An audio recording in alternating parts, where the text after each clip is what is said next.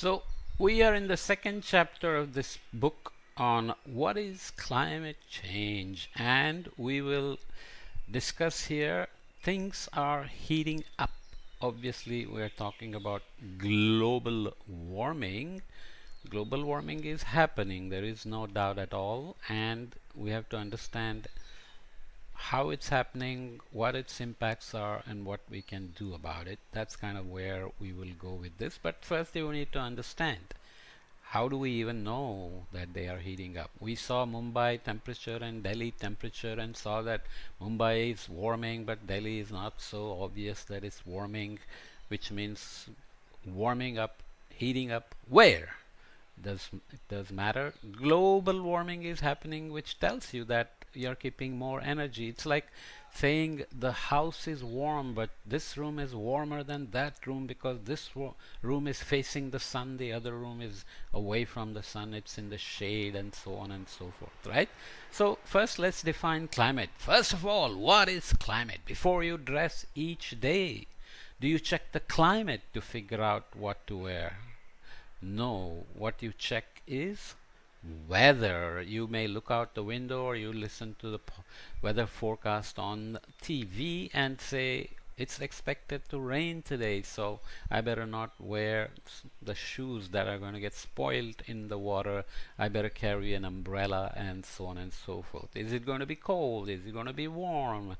And so on and so forth. So here is a lady that's looking at, picking her wardrobe here and is looking at the weather forecast on the TV. It says it'll be 80 degrees maximum during the day. It's sunny during all the week from Monday to Friday, so no rain, but in the evening it's going to drop to 58. So these are degree Fahrenheit, which is typical of the US. And remember, this book is written by an American and everything in this book is about America, but the lessons apply anywhere, so you just can go and find the way to convert it to degrees centigrade, and you know how to do that, right? So minus 32 multiplied by 5 over 9 and so on, right? You can do that. So you can see that it's a pretty warm week. When you look at the daytime high temperatures is 86 degrees on Friday. If she's looking from Monday to Friday, it's very likely that it's Monday she's starting the work week and going to the office, and she's looking at the temperature. So it's warm during the day, but by the time she gets out of work in the evening, it's a bit nippy. It's 58 degrees Fahrenheit, or even on Friday, it's very warm during the day, but quite cool by the evening. This means many things, that during the day you have warm temperatures when the sun is up, and during the evening when sun goes down, the temperature drops, which is fine. You expect that energy coming from the sun is going up and then disappearing or reducing by after sunset. But what else is happening? The weather can change multiple times during the day. Just because it's 80 degrees maximum during the day here, the minimum temperature is 58 here, but it's only 56 here. So the maximum temperature and minimum temperature are not directly related to each other, because winds are moving, and depending on whether you're on the coast or in the mountain or in a city, you can have many things happen during the day. So even though sun is going up and sun is going down, weather can change multiple times during the day. We talked about the idea of feedbacks, which means if sun comes up and the winds are blowing from the Arabian Sea onto Mumbai, then maybe more humidity will come in during the day.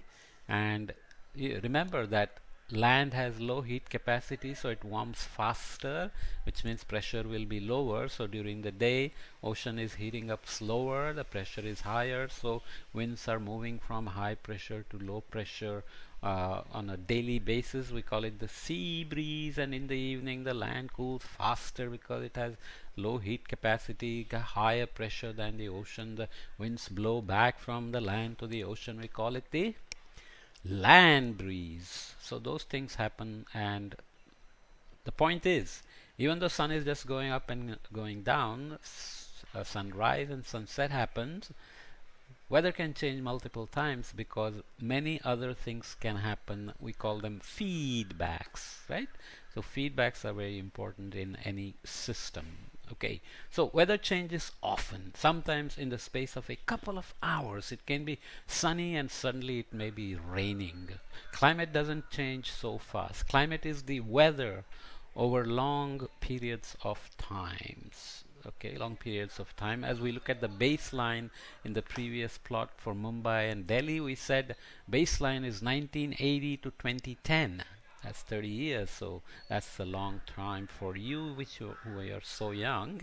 And you can also think of this way, as I already explained once. If you are sitting here in May, wherever you are, and somebody asks you whether temperature in December will be warmer or cooler than May, you will probably say it'll be cooler no matter where you are, because even the tropics get slightly cool during December compared to May. So climate is kind of what you expect, but because weather changes often, weather is what you get on that day. This is what we call anomaly. I expect Mumbai to be very hot and humid on May 26th, but it's cloudy today and there's a dry breeze because it's coming from another direction and not from the ocean.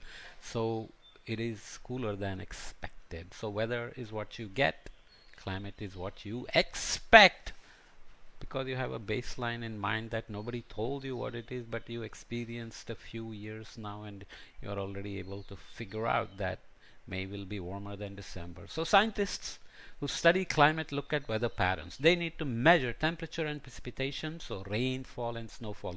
Remember, rainfall is just water.